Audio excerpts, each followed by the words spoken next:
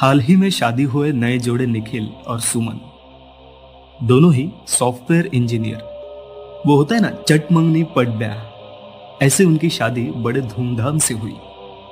Arrange marriage, घर में मेहमानों की कमी नहीं। दोनों ने 20 दिन की शादी की छुट्टी डाली थी। आखिर के 7 दिन बचे थे, पर दोनों को एक साथ वक्त बिताने का मौका ही नहीं मिला।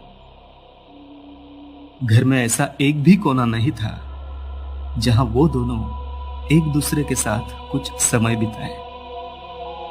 आखिरकार अमित यानी निखिल के बड़े भाई ने ऊटी के लिए रिजर्वेशन कर दिया और वहां के ऊंचे पहाड़ पर उनके लिए एक हनीमून सूट भी बुक कर दिया।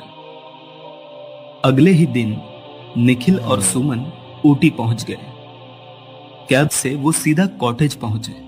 वो लकड़ी की झोपड़ी जैसी कॉटेज देख के सुमन फूले न समाये। दूर दूर तक पिन ड्रॉप साइलेंस था।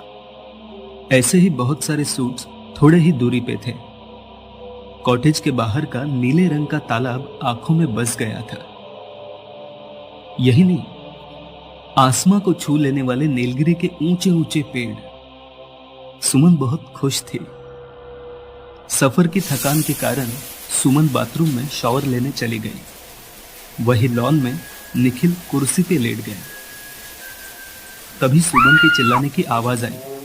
निखिल बिना वक्त जाया किए अंदर बाथरूम की ओर दौड़ पड़ा। सुमन दौड़ते हुए बाथरूम से आई और निखिल के गले लगकर रोने लगी। क्या हुआ सुमन? निखिल ने पूछा। निखिल, शॉवर से अचानक लाल पानी आने लगा। निखिल ने दरवाजा खोलकर शॉवर चालू करके देखा, पर उसे वैसा कुछ भी नजर नहीं आया। सुमन की पीठ को सहलाते हुए निखिल ने कहा, अगर तुम्हें डर लग रहा है और तुम बुरा न मानो तो मैं यहीं रुक जाता हूं। निखिल की ये बात सुनकर सुमन शर्मा गई। शाम के 5 बज चुके थे, इसलिए कहीं घूमने जाना अब मुमकिन नहीं था। इसलिए पास ही के लोकल मार्केट में एक चक्कर लगाने के लिए दोनों तैयार हो गए। नीचे तलहट पे चाय की टपरी पे दोनों चाय पी रहे थे।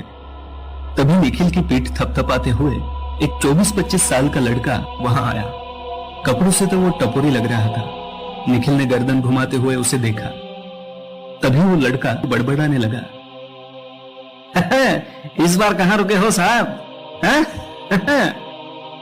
निखिल थोड़ा हड़बड़ा गया और सुमन का हाथ पकड़ के उसे वहां से दूर ले गया।